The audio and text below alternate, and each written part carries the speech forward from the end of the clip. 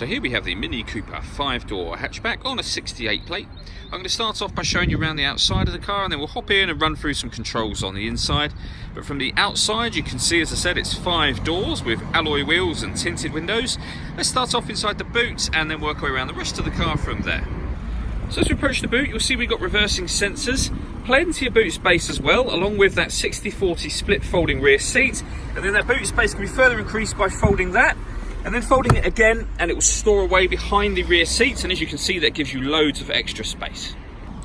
Okay, so we're just going to work our way back round to the front of the car, and then we'll hop in and run through some controls on the inside.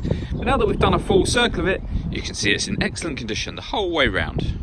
Just briefly before we climb in, I think it's well worth seeing the interior from this exterior point of view. You get full leather seats, as you can see.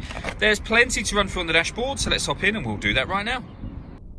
Okay, so now that we're inside the car, we're going to start with the dials. On the left-hand side, we have the rev counter, we have the speedometer in the middle, and on the right-hand side, the fuel gauge. Also in the middle, you can see the total miles of this car, which are 3,429. You can change the information that's displayed above that using a button on the end of the indicator stalk for various different bits of fuel economy information, or you can have a digital readout for the speedometer displayed there, as you can see now.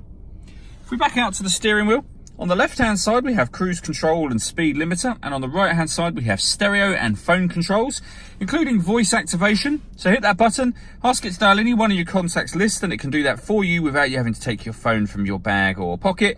That is, of course, once you paired your phone up, and that is done on the touchscreen over in the center just here. So to pair your phone, you'd hit the phone icon, and then manage mobile devices, and then connect a new device.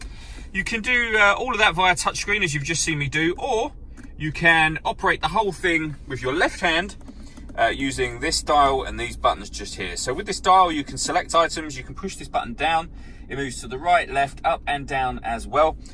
So for example, if you want to listen to music, you go down to the media and radio icon in that bottom right hand corner, push the button down. You can see we've got DAB radio, FM, we can stream music wirelessly via Bluetooth audio, and we have USB input as well. On top of that, this car's got satellite navigation. There's a full video showing exactly how this works on both our website and on our Facebook page, but it's a very, very easy system to use. And also up on that screen, we can get the full color reversing camera, as you can see just there. So working our way down, we've got the dual zone climate control, so you can adjust the passenger, driver temperature, fan speed, direction you'd like the air to be distributed in. When you're happy with those settings, you can turn the air conditioning on just there, or you can hit auto, and the car will now maintain the temperatures you've asked for by taking full control of the fan speed for you. You can turn that off or override it simply by pressing the auto button again. We've also got heated driver and passenger seat just there, with 3 different heat settings on each seat. And then below that, we have this group of buttons. So starting from the right hand side, this one turns off traction control. This one starts and stops the engine.